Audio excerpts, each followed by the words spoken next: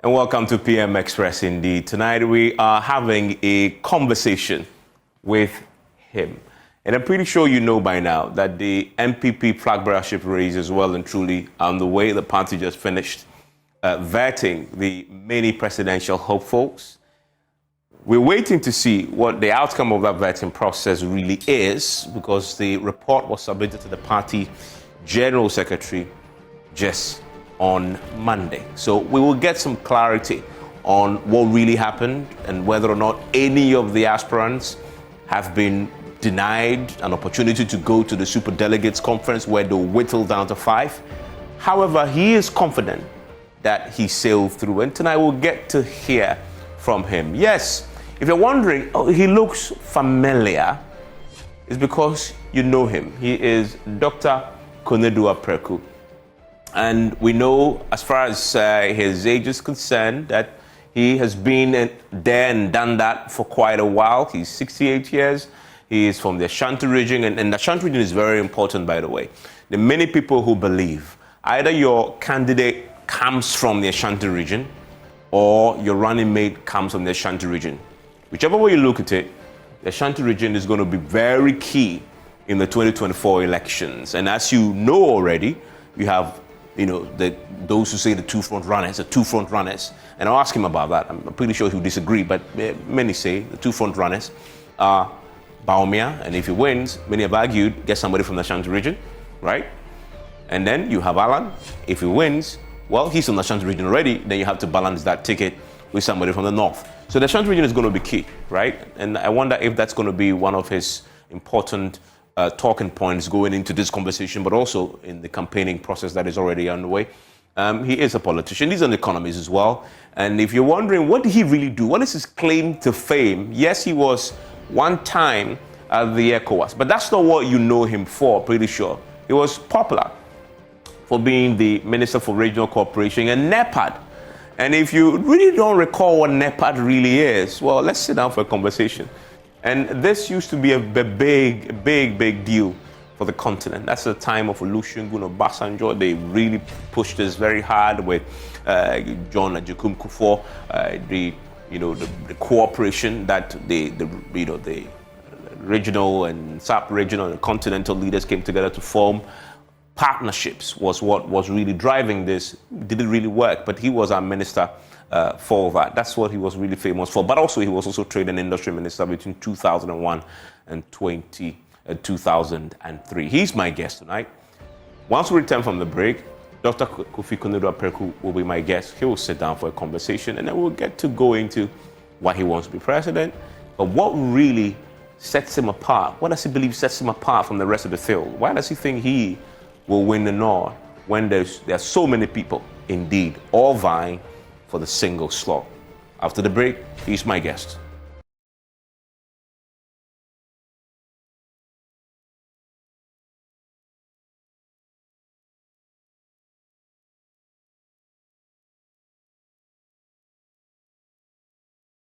And thanks for staying with us here on PM Express. PM Express is brought to you by Cherry Tree Properties. We develop spaces as though they were going to occupy them ourselves. Syntex tanks, it is strong, it is tough. Alomo bitters, experience greatness in every moment. Ghana AIDS Commission as well. And as I've always told you, you need to look for Syntex tank, because Syntex tank, no matter your water needs, Syntex tank has it all. Syntex tanks is first to introduce double layer tank. And now you can also have many layers as you want. Syntex tanks is first to introduce the white inner layer tanks in Ghana.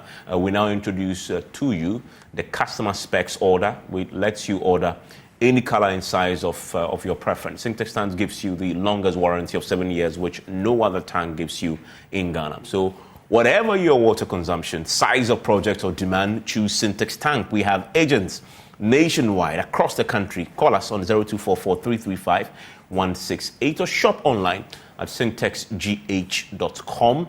Syntex tanks, a year tough, a year strong. Also, if you don't know, let me just repeat it one more time, because desires are wishes, beauty is a promise of happiness, but passion is indeed everything. Thinking about buying a new home, talk to those who build with passion. Sloan Square is a new gated community development at Sakumono, developed by Cherry Tree Properties a one-of-a-kind, well-planned luxury you are never going to experience. Once you experience this one, you will never experience it again. And indeed, is one of those places that you really want to be. Call them on 055-3662-366, 055-3662-366. Cherry Tree Properties, sophistication and class. My guest is in the studio with me tonight, Dr. Akufo-Addo Apraku. Thank you, sir, for joining us on PM Express. Thank you for accepting me to come here. Good to see you. And I remember back in the day and in the 2000s, you were a very, very famous trade minister, and then, Minister for Regional Integration and NEPAD. Here you are, again in 2023, still chasing the dream of becoming a presidential flag bearer, right? Presidential hopeful. Now you're a presidential hopeful, but you also want to become a president and then lead your party. I mean, that fundamental question has to be asked. You've done it all. Why do you want to be president? Well, I will answer the way my president. I know. But I want to be president because I believe I can make an impact. I have a lot that I've gained from the public, and they say to those for whom much is given, much is expected. I feel a sense of obligation. The sense of obligation stems from where I come from. Came from very humble beginnings, from a rural environment, with illiterate parents, and I have always felt that the hand of God has been in my life. I'm sure everybody will say that, and the hand of God is with everybody. But I see myself as very special in the opportunities that I've had in my life. If I tell you, you might think I'm making them up, but they are all real. I was not meant even to go to school. I was going to farm with my mother. We met the headmaster of the school. In Akufo-Addo Methodist Primary School. And I asked my mother, why is this boy not in school? This is the process that ended me going to school. And when I went to class 1, I was bigger than everybody else because I'm so used to going to farm with my mother. I thought that is the best thing that I could ever do. All of a sudden, I was older. Never occurred to me that it was important to go. But all of a sudden, I was there.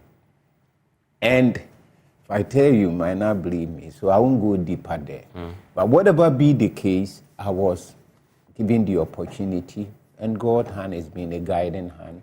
Went through school, jumped so many times, went to secondary school, CMB scholarship, that was available. And that is part of the reason that I feel a sense of responsibility, because without those type of facilities that were available, that you don't have to be anybody. Because if it was based on where you are from or the connections you had, I would never have had any of this. Scholarship, after the common entrance, I got scholarship. Went to your average school, not any of the elite schools. Went there, and all of a sudden, 2 things drove my life: my books and religion. And they impacted significantly in my life. My mother was a Methodist Women Fellowship president, an illiterate, but was so deeply involved in religion that she was the president. So the church was our business.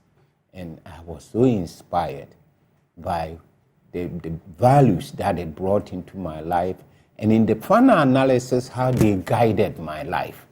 So when in secondary school, our English headmaster came and said that there is an international essay competition.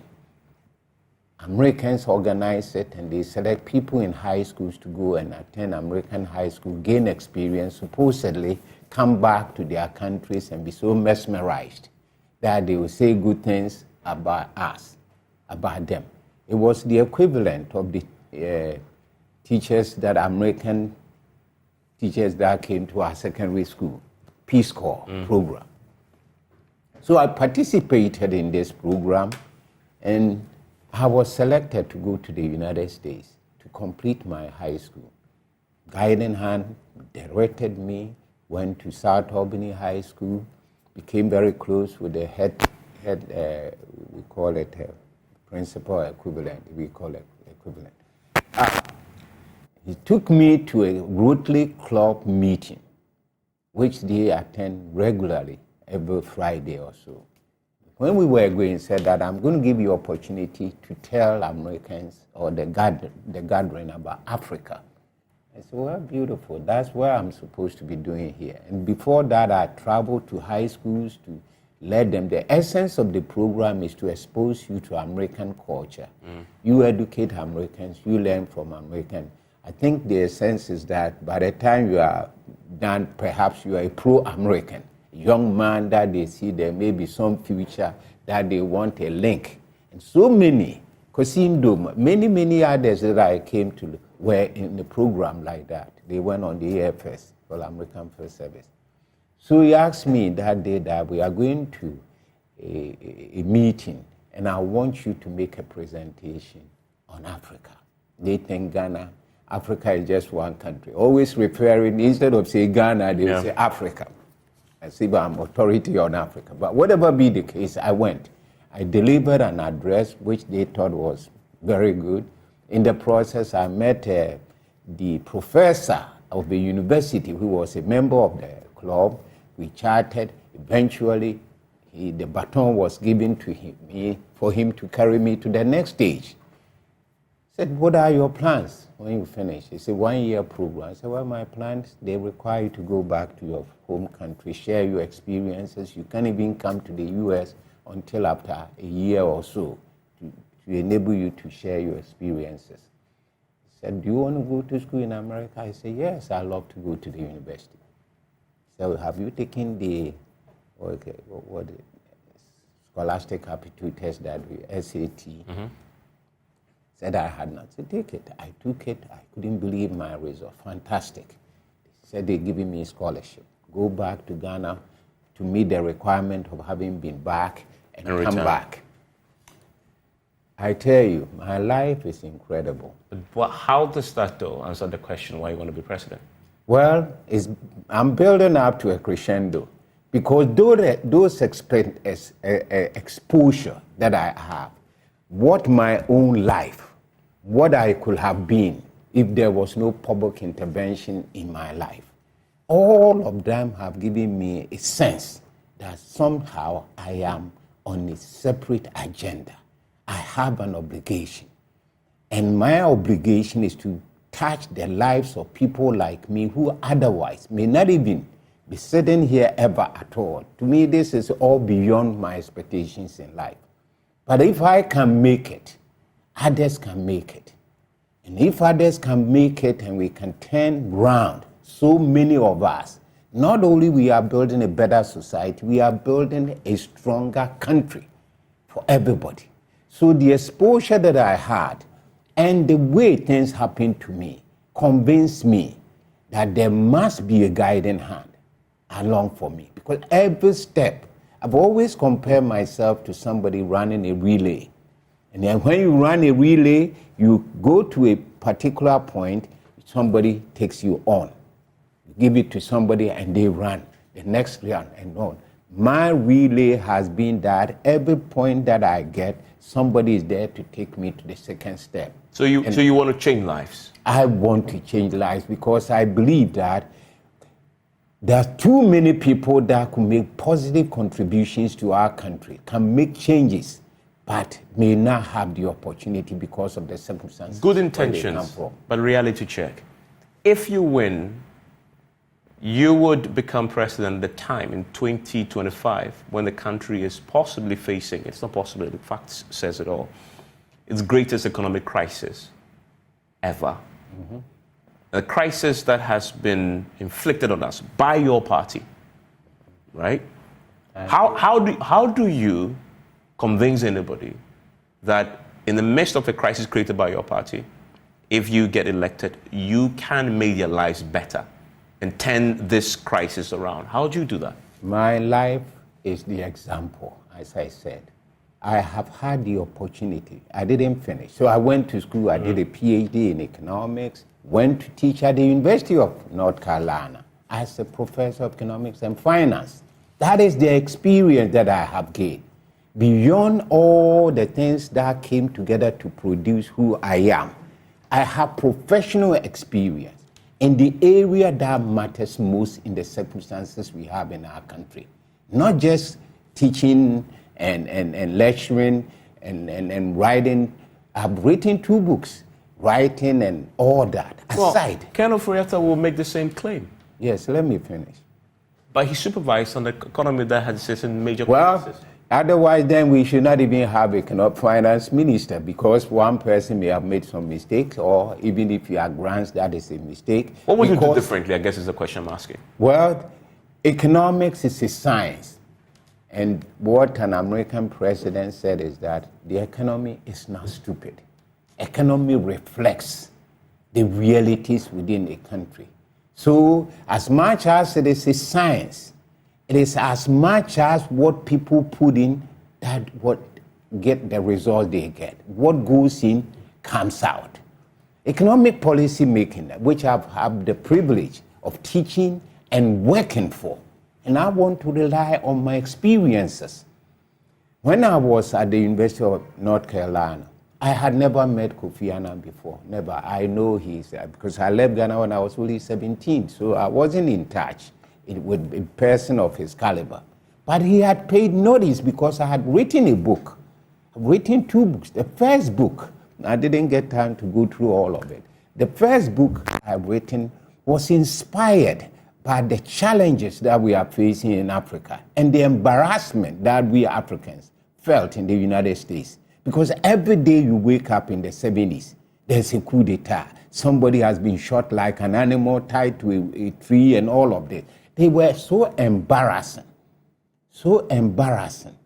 So I wrote a book to reflect the things going on in Africa. My first book was called Africa Emigres in the United States, a missing link in Africa's development. Because when we go to American Economic Association meetings, and I see Africans all over, some of the very best people who can help transform economies are all in the States. They don't want to go home because when you turn your TV on, people are lined up and shot like dogs. People are starving. Everything about Africa in the 70s was just heartbreaking for you if you're an African. So what I did is write that book, that the missing link in Africa's development is lack of capacity.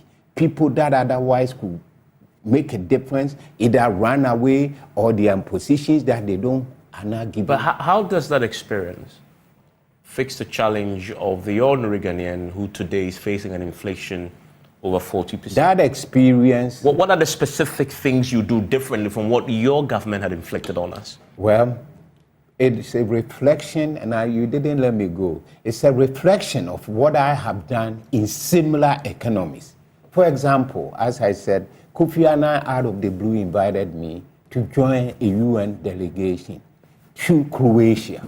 Croatia has just seceded from Yugoslavia and devastated by war. They wanted to rebuild that country. And the UN brought economists, engineers from all over the world, assembled us to go there. I was in charge of economic reconstruction. And what happened as a result? We transformed that country. Croatia, go and Google and see how they are doing. Which year was this? Croatia trip was, I can give you the date, but it doesn't come right to me now. Transforming Croatia, yes, it's quite different from dealing with the current crisis that we are in a poor economic, in a poor country. I haven't finished. That we went there, we worked very hard to turn that country. In fact, when we went to Croatia, you can't compare Ghana to it. Landmines, you can't even drive a vehicle and it's exploded. They had mined the country, about 80% of the country had been mined. We had to get the mines, the stuff out of the system. Those realities are different from us. I want to bring you home. I just want to... yes, I'm coming. But relate these experiences... To the challenges that we have. Yes, I'm coming. The experience that you gain is what is going to influence the policies that you are going to make today. What are these policies? I see in the letter that you released talking about your plan. Now, one of the things you do to restore macroeconomic stability is review the government expenditure. Of course, that is the minimum. You don't even have to be an economist. How do you plan to do that? Why do you plan to How do do you that? plan You to look reduce at your budget. You look at your incomes. You look Which at areas would you cut? areas we want to cut waste, where we put resources and we don't get the appropriate return. Which specific areas are you cutting? So many.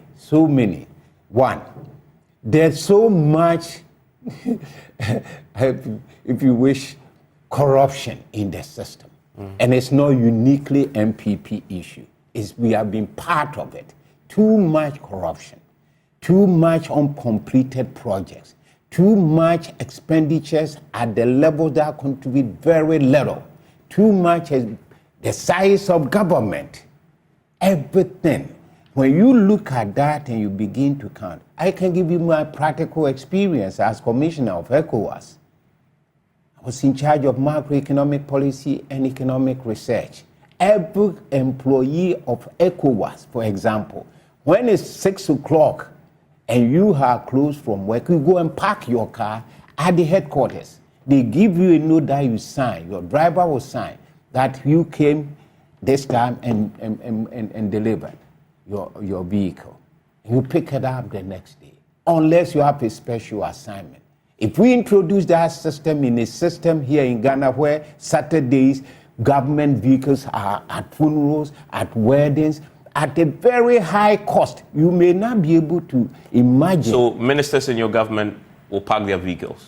I will make sure that, one, either they get a loan to buy, which is what is practiced there, you cease using government machinery or vehicles at the end of the day. If you have special assignment, you use it. That will cut a lot of... So they use their personal vehicles? If we use a personal vehicle, that we can give you a half loan, half your own to buy. And so that government vehicles are parked when government is not in session or government business is not. But that is not what is going to solve our problems. But you say reducing. What's your ideal size of government? What government size will you run? I've thought about it very seriously, and I won't do more than half of what we have. So give me a hard number. Well, we have what? How many do we have now? You have around 80 now? You started with 111 I thereabout? don't think I'll go beyond 40, 35, 40. 35, 40? Yes. That's not possible. Why? You said under former President John Akufo-Addo, he made a similar promise. When it came to government, you remember what he said? He said, well, I made a promise, but the reality is very different, and I can't run the government. What is the reality? The reality is, according to there the are man bigger himself, countries around the world who do not have that. You are saying that because we are so underdeveloped, we need so more. you want to run this country with 35 ministers? And most I would 40. Do 40. And most I 40? Think so, yes. Because there are, would that have, I don't want to say... What are you doing away with? Which key ministries you have now that you will do away with in your government? So many. And why? I don't believe that there's a necessity for Fisheries ministry. I don't think so. So many of those that have been divided, I'll put back, completely put back. So many ministers for, I don't want to, this is a political season. Just spare me that.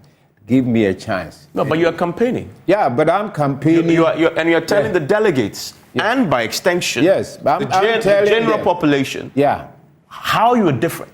It's about specifics and not just the generalities so many and the vagueness of what you go back to what they existed. So we want to know specific. When you say 40, because we had that before. The public simply mistrust politicians when they say they want to have a slimmer government. Because we've had the... There is no magical... There is say 40. 40, so, I don't think I will exceed 40. I even have but when you say you don't think, that alarms me because it tells me you're not really certain. I am. I said I will not exceed 40. So 40 and below? Yes. So which ministries will you do away with? And why? Because that's key. When you look at...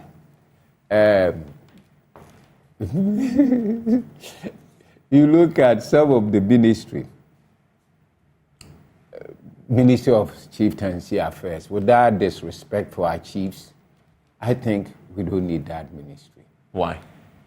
because it can easily be administered through the office of the president with one person. You don't need to have entire ministry doing for that. You look at Ministry of Fisheries, agriculture, fishery, they all go together. You look at Ministry of I have written some of these things down. But I feel very comfortable that I can govern this country with 40 ministers. Talking about economy, and when we started, you went there as your strength. So I want to stay there. The biggest challenge right now is the economy. In your lifetime, I bet you've not seen an economic crisis as bad as this. Have you? Well, we've never had the circumstances under which we dip so deep. We've never had, say, the coronavirus. But yes, no doubt in my mind that this may have been the most serious. Oh, you also believe the president when he says this problem is not ours, it's because of COVID? I did not say that. I was commissioner in charge of microeconomic policy and economic research for all the 16 member countries. So I know the economic policy content in every country. And I also know that the impact of this situation that we just had, coronavirus, is not the same among countries. Some countries are more resilient because the fundamentals are strong already.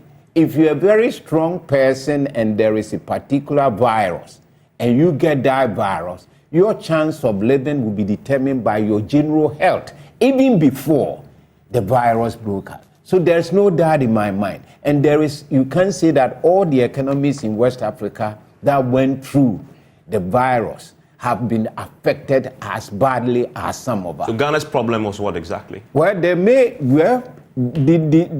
as I said, my job at ECOWAS, we visit every member countries 2 times in a year to collect data, and we project what the economic outcomes are going to be. So, yes, we had some very good times in the administration of President Akufo-Addo in the first term. Second term, things started going wrong, and that is not surprising to me. Why? Because we collect the data. We come to the country. I send my staff. They go to trade and industry. We look at our export. We go to the airport. We look at it. We look at government expenditures. We look at incomes and all the economic variables and prepare a projection of what is going to happen in that country. So what did you discover was the real reason why we dipped so low economically? Well, I think government expenditures went up significantly, and it's a major reason. And there were so many projects that... Spent well? Expenditure went up, but spent well? Well... Because if expenditure can go up, if you spend in the right areas, you reap Well, growth. It's not whether they are spent well. Did they go into the priority sector that will give us the greatest impact? That's my question. Yes. Did they do that? That's the question I'm If asking you did that, you won't have the problems. So they failed to apply the expenditure. No, I mean, we are diagnosing the problem. If you want to solve it as a president of this country, yes, I'm ready. I'm ready. And I'm asking you, if you don't diagnose the problem, you can't solve it. I'm asking you to diagnose it. You say that if you spend the resources, if you increase expenditure but spend the wrong areas, you're not going to get the returns that you require. That's obvious. So my question is, your government, and I say your government because you're a member of the New Patriotic Party, which is currently in power, spent it in the wrong areas.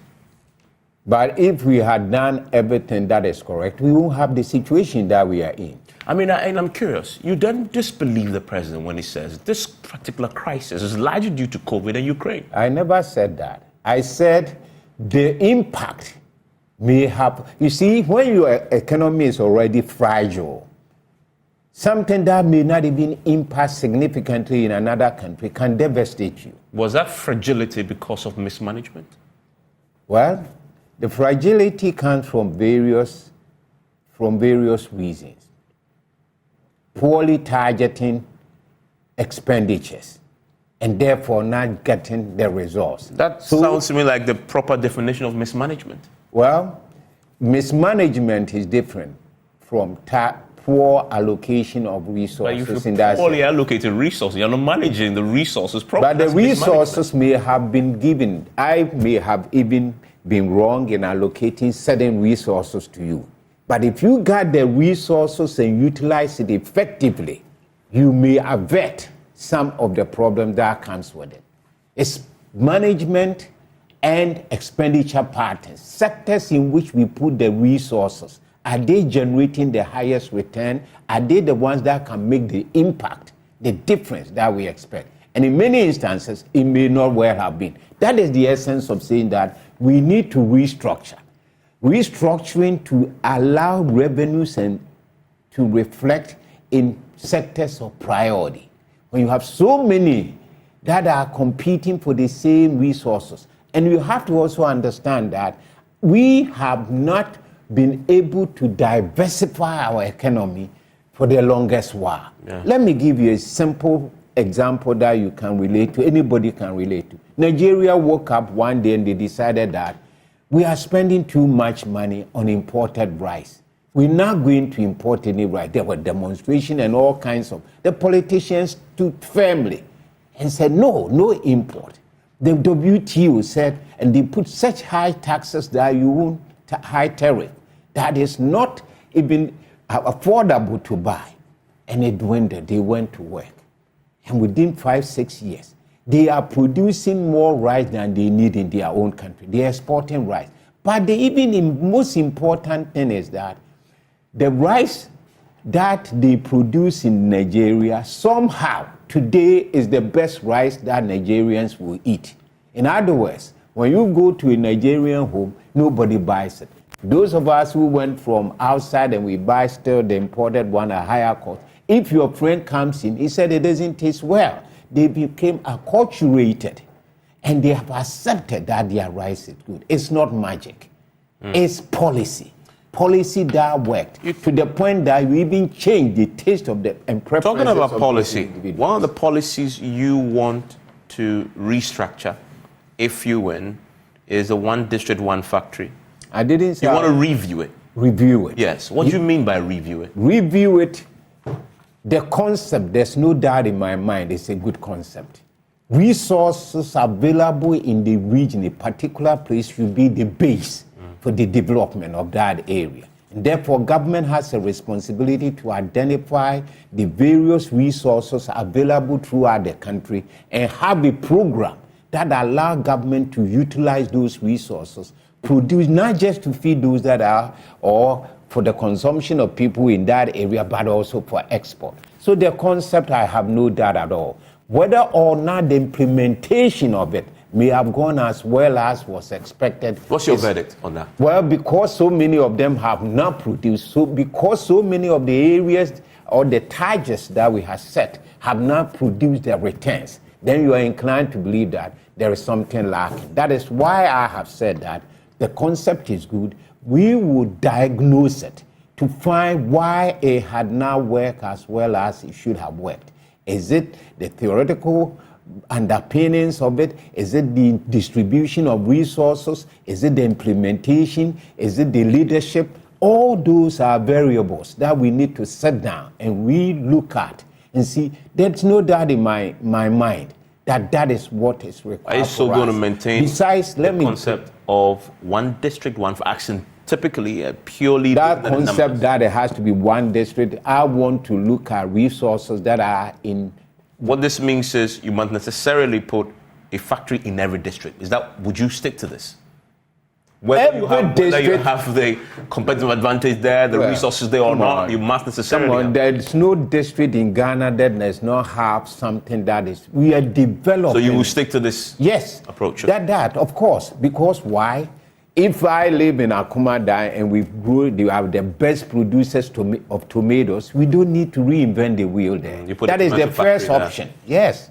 It can be that it may be 2 or 3 more, but at least tomato we have established has the skill, the people have the skills to produce, to prepare it for export and for domestic consumption. We give the resources to do that. You have also said in what I call your manifesto that something very interesting you're proposing to do. You want to subject your government appointees, if you win, especially ministers of state, to the approval of the NPP's council and executive committee? Why not? You are proposing to place the party's approval over the approval by the people's representatives in parliament.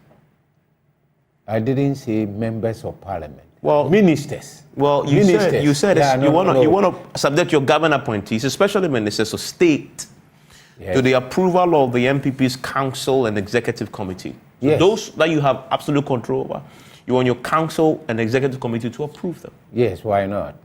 Why is the party structure so important in approving people who will be serving the people generally?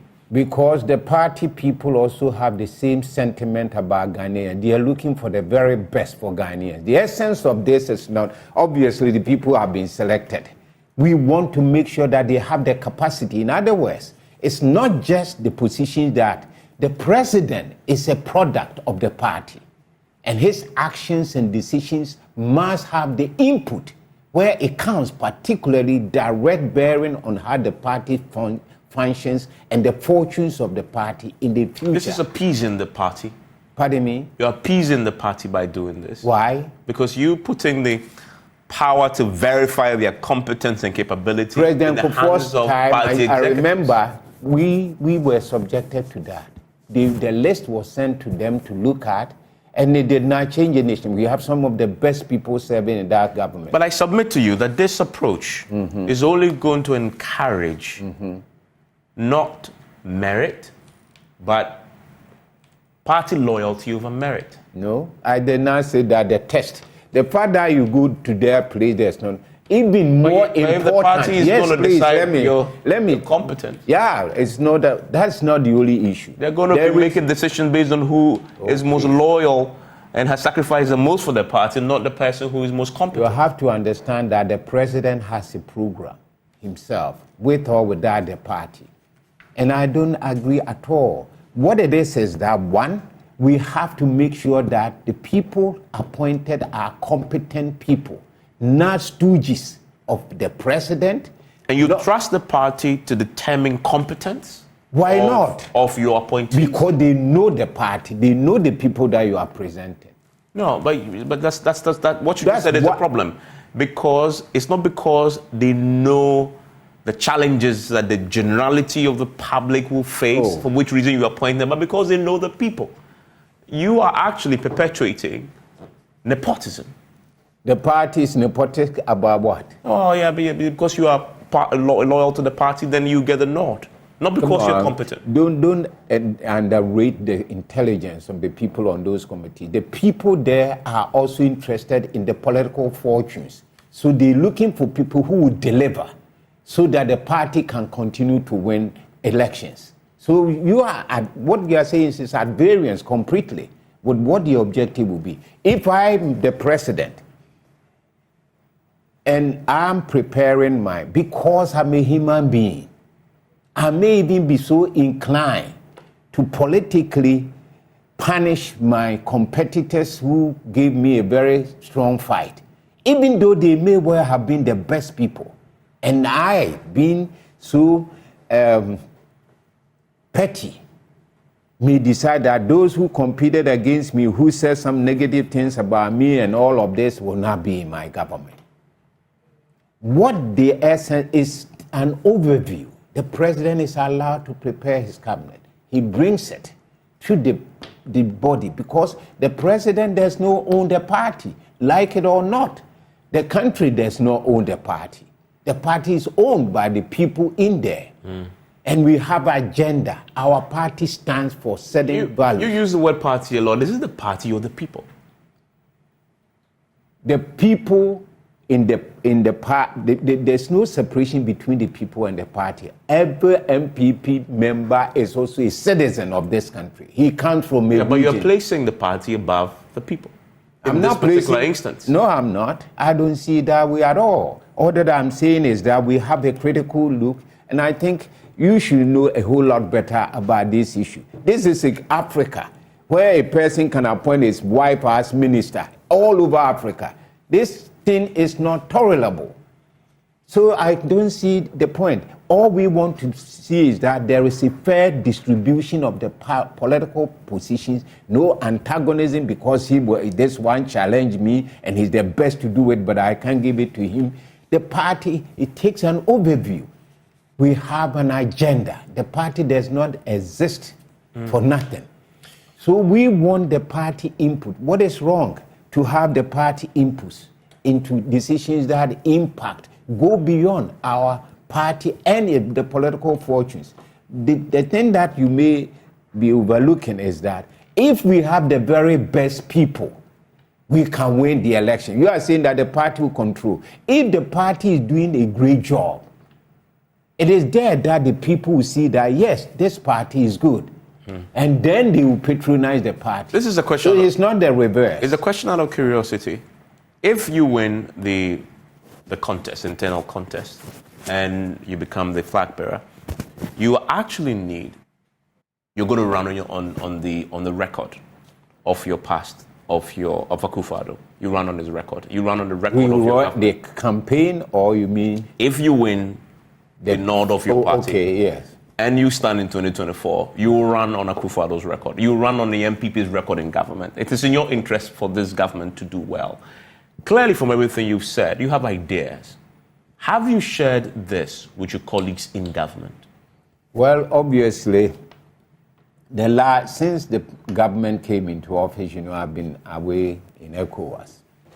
And what we do there is basically, as I told you, review the economics and give the information to the Minister of Finance and the Governor of the Central Bank. They are the ones that work with that. So there's no idea that I have that is separated from what I have given them or what we give them. So why are we where we are now?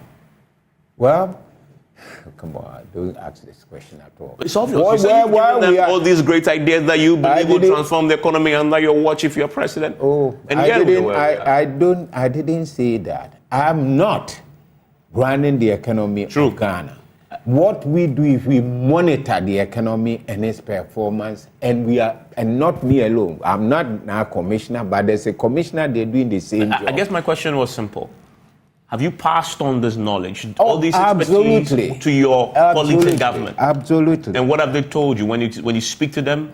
They listen to what you do. I just don't speak to them in my own capacity as Apraku. I speak to them in my capacity as commissioner. Well, because we examine. I get that, but I want to detach the two. You are Kofi Apraku, Dr. Kofi Apraku, the NPP staunch member, arguably possibly even a founding member. Correct me if I'm wrong. I am, of course. Exactly. So, and party is important to you? It's very important. You just stated that you're actually going to subject your ministers to state to party's approval. So, they're important. I'm saying to you, not talking about ECOWAS, but talking about you, the party man. Of course, everything that I know. Have you spoken to your party, party folks in government? Of course. And shared these ideas with them? Of course. And when you did, what was your response? Well, there are some they like, there are some that they may not want to implement. Have they listened to you? Well, I think the ones that are working very closely with ECOWAS, our report, they take it very seriously. And this is a question not about your but it's about Dr. Apraku. I'm asking you as a party man. Have you spoken to your colleagues and friends in your government, in your party Some I have. And where I believe have they taken that in good faith and have they listened to you? I don't say they haven't taken it in good faith, but maybe not implemented the way that I would have wished. Talk about sacrifice for your party. You say you've been away at ECOWAS. That in itself, many delegates will say it's an indictment.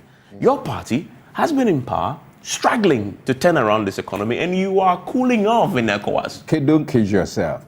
I did not get up. I was the campaign manager for Mr. President Akufo-Addo in 2008. 2012, I was in charge of security. And the last one that I did not have any position, I worked very hard with him. I went to everywhere that I could go. But I was not offered any position. Would you have wanted one? Obviously, if it was offered to me, yes, I would have accepted it. I mean, if one that I wanted was offered to me, or one that I could have made. What did you want? No, well, my background is in finance, economics, So any of those finance related, I've been a trade minister before. I've been a member of parliament. You would have preferred a trade minister and Akufo-Addo's government? I would not have preferred a trade minister because I've been a trade minister. And a finance minister? Well, my background, I wouldn't have mine at all. You would have accepted it? Yes. But he stuck with Kenneth Ofori-Atta? Yes. So I had to find a job. And so I don't understand. It's not a betrayal. If anything at all, it should be the reverse. That they betrayed you? Well, whatever you want to, they did not find a use for me. A use for me that was appropriately packaged. Did you make yourself available? I was available very much. And there's no doubt about that. But these are private issues. The president is your friend. You served with him. Well, more than a friend. You could have more than him. We are just like brothers at one point. Yeah, for me to have his confidence. How did you feel when you were ignored? When I was ignored? Well, they didn't say you are ignored. They say that you will get this and this and this, and it keeps going off. You made promises? Yes. Promises such as? Oh, that is not something that some ministries were mentioned to me. Before you won power or after? We won power and after, both. Before and after. But they didn't come true. You were promised ministries before and after, and none of that those promises were not kept? No. By your good friend, the president? Yes. Have you spoken to him about this?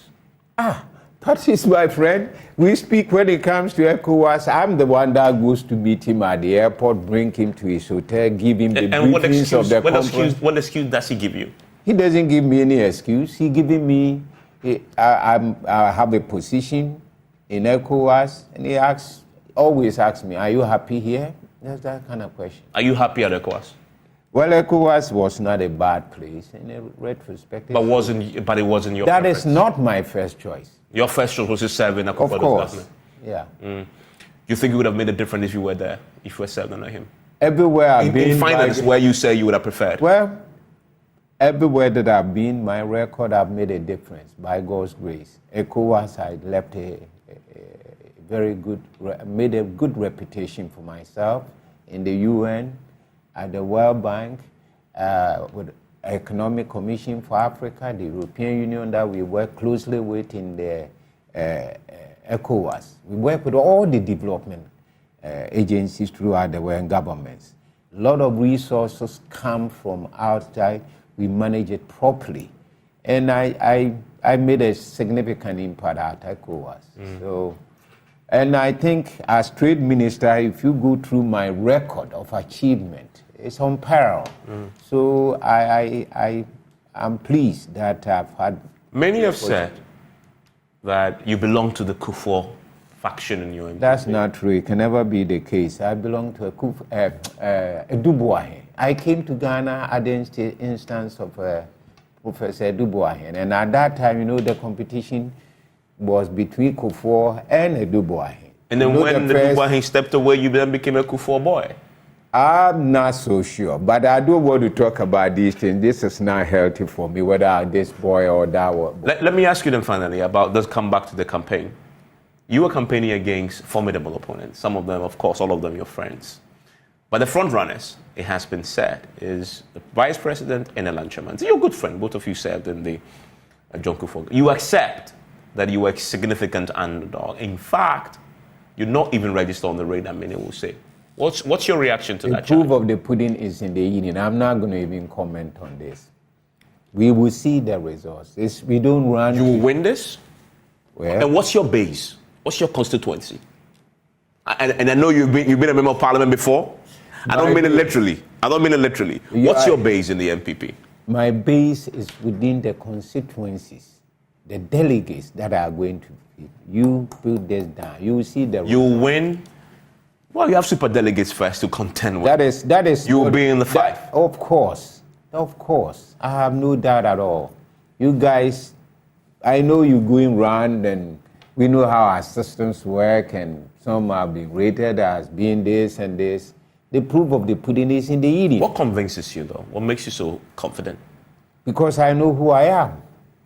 And I know the links and relationship that I have over a long period. But you've been away, Dr. Akufo-Addo. I was gone for only 5 years. 5 years in politics But is a century. I did not close the doors when even I was ECOWAS rules You were not required even that physically you are in this not country. Well, I live in Abuja, but Abuja is just an hour, 2 and a half. So when did you return? Came back in October. Of last year? No, December. Of last year? Yes. So you've been in this country for 6 months, No, 7 months? no, not last year. I've been The year here before. above almost So a year and a half? about a year. About a year? Yeah, few months. But that then prices you out of this equation. That you can't say what prices anybody. The people there will tell you. You are speculating. I'm just asking a question. No, because you've been there's away not. and you There's just not. returned. You've been in Ghana. But I've been in this business for about 20 You years run the and risk you of being 5 completely years. out of touch with the reality I'm not. of your delegates and of your party, on the No. grassroots. It depends on the relationship you have, and it depends on the interactions that you had while you are away. It doesn't matter. You can sit in Accra here and not interact with delegates, and you could be in Abuja. Anytime you are here, you interact with them. So it is not as people have already imagined. You were gone for too long. For the delegate watching you right now, what you tell they them? are. What you tell them? Your delegates know, one, I have the capacity, the competence to deliver a solid victory for this party. I care deeply about the delegates because I am from rural area, and in which most of the people, as I told you, my own life story puts me in a position to understand them, and I can be put in their shoes, and they know it. And I've been there for a long period. You seem to think that because I was gone for 4.5, 5 years, all doors are closed. It's not. We are reinventing it, and we are reorganizing ourselves. The proof of the pudding is in the eating. So don't jump. They say that in Ashanti or Akan, they are grown up fear. You wait and you will see. Okay. And that there is Dr. Akufo-Addo Apraku, and he's been my guest on PM Express. Always brought to you by Cherry Tree Properties. We develop spaces as though we were going to occupy them ourselves. If I had and then just let me make sure that I make a bit of money before I go. Syntax Tanks is strong and it's tough. Lomo Bitters experience greatness in every moment. And also the Ghana AIDS Commission. Yes, a second. Yes. I show you this story about the armed robbery. Yes, and I read it earlier. You were actually attacked. I left my job in the United States in 1992. I left my job in the United States at the peak of my career. I had just been promoted from assistant professor to associate professor. I left it there to come to Ghana. Toil for the party. Because I felt, not the party, that time it wasn't the party, as much as for the country. Okay. I left it there to come. I made a lot of sacrifices, the armed robbers, everything. Today, some people are going around talking about sacrifices that they have made, they are made. That is enough to put them in certain positions. That is not true. Sacrifices, there's no competitor in that respect, what I've been through in this country. But beyond that, beyond the sacrifices, Ghana today will respect the sacrifices, but we're looking for competence, credibility, to move this country. And I offer that, and I think I offer it better than anybody else. Dr. Akufo-Addo Apraku making a pitch. Delegates will decide first in the Super Delegates Conference. This is your lecture headquarters. We'll bring you all that and more here. Enjoy the rest of your evening.